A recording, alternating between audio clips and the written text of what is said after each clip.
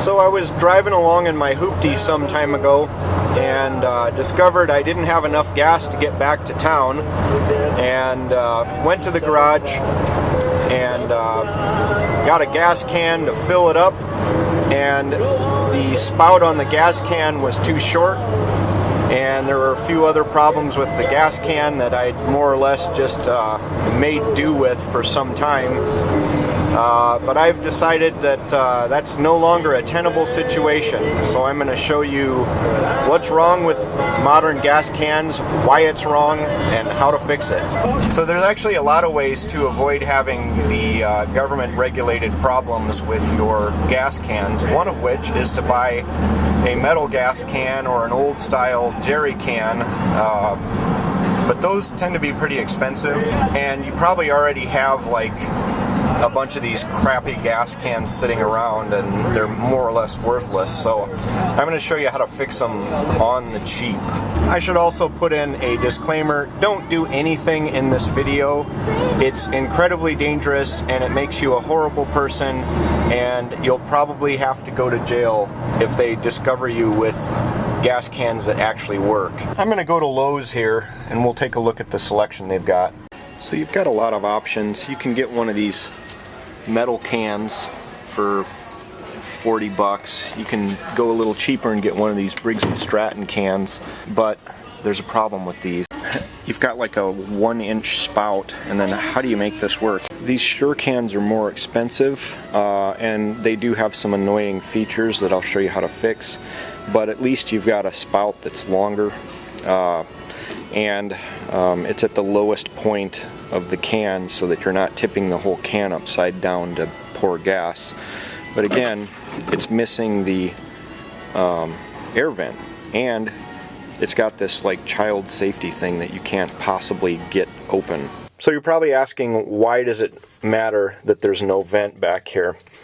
And that's easy to answer. Alright, so we have basically a closed system here, and as we're pouring gas out of there, the volume in the system goes down. The problem is that in order for the volume to go down, the pressure also has to go down inside of here. So that what happens is eventually the pressure on the inside of the can is low enough that it sucks gas, or sucks air back up through the mechanism that's draining volume from the can, if that's the only way that it can get air back in.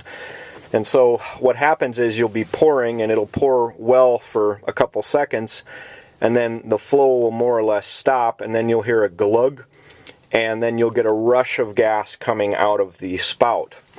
And if you're just dumping gas into a huge, gas tank or something like that, that's not a problem. But most of the reason people have gas cans around their house is because they're filling up like small engine gas tanks, so a gallon or two at the most.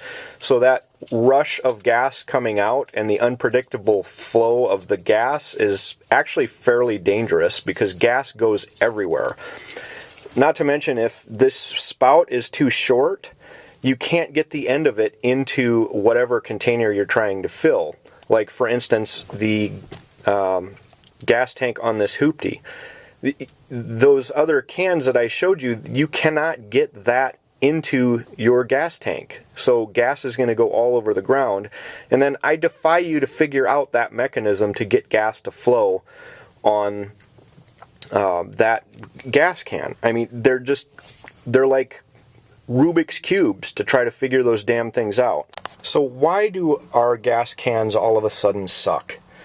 Well, in about 2000, California got the bright idea that they should, prevent gas can spillage, right?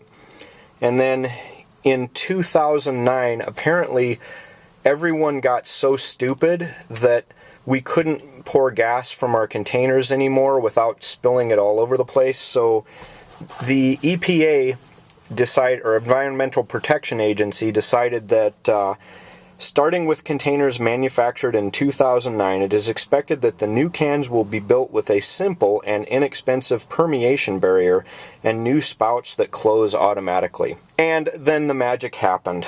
now we have these cans that you cannot possibly pour gas out of because of the start-stop nature of how these cans flows, because obviously you can't have a vent anymore. Gas comes gurgling out of your can in various uneven ways, and then it comes out in a rush and the gas tank on your small engine is overflowed.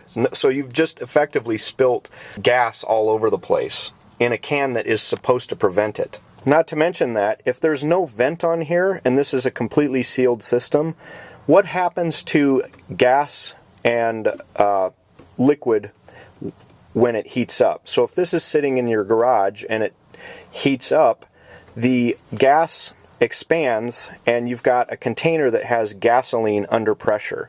Open that up around, oh, I don't know, a hot lawnmower engine or something, and that's when the real magic happens. Now I just have to stop into AutoZone for another little cheapy part that's gonna fix everything. One of these, a 4-way tool, and that, tubeless tire valves, 0.453. So step one is I gotta get this stupid thing off of here, and I'm gonna remedy that problem right now. So we have our cap and a knife, and bye-bye.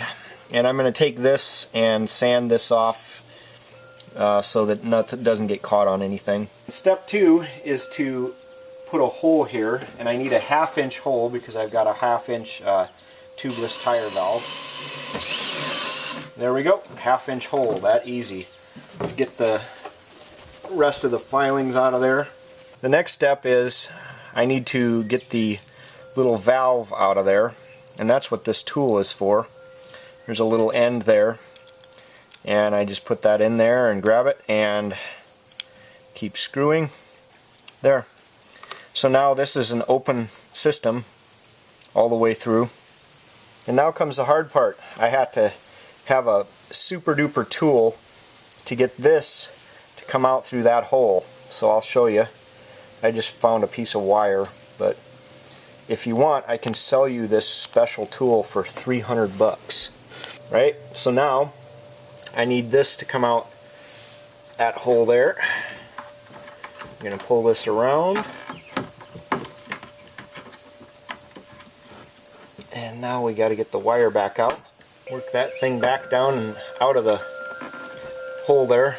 And now I just need to pull this out so that it seals in there, and that's what the other part of this little tool is for. And now we've got a way to give this a good pull. There.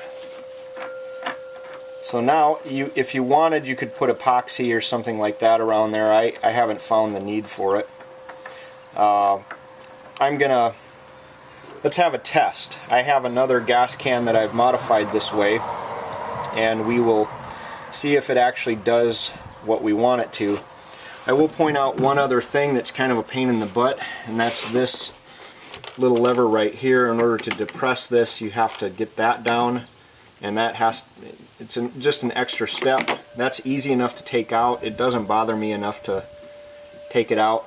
You would just take this pin out and that whole contraption will come out of there, or you could just take and cut this off right here and it'd be non-functional. So let's see if it works. I need to fill up my weed eater. This is another can I've previously modified. I'm just going to take this little valve off and listen to that pressure release. Nice and slow, because the gas, like I said, is warmer.